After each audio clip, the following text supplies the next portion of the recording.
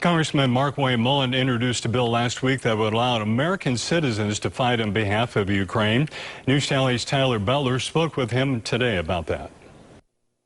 We've introduced a bill to allow Americans to volunteer to go over to Ukraine. What exactly, in your words, does this do? Well, like we saw in Afghanistan, a lot of people wanted to go over and help.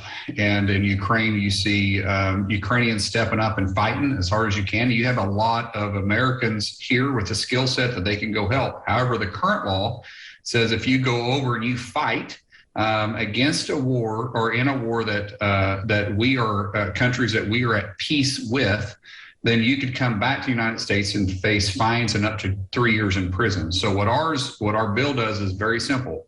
It says if you go over and you want to fight in this Ukrainian war against the communist Russia, then you can come back for 10 years and have a moratorium on that, meaning that you won't be punished if you do it anytime within the next 10 years. Still, this is not a light decision for anybody to take. I mean, we're seeing the video coming out of there, and it's a very, very active war zone. So this is not something people should just take up lightly.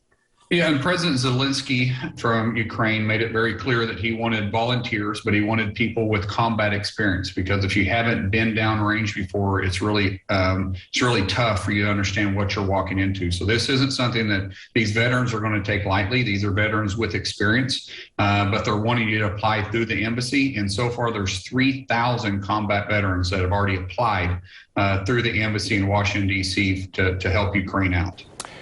Our full conversation with Representative Mullin will be up on the News Channel 8 website. Visit K2L.com to see it.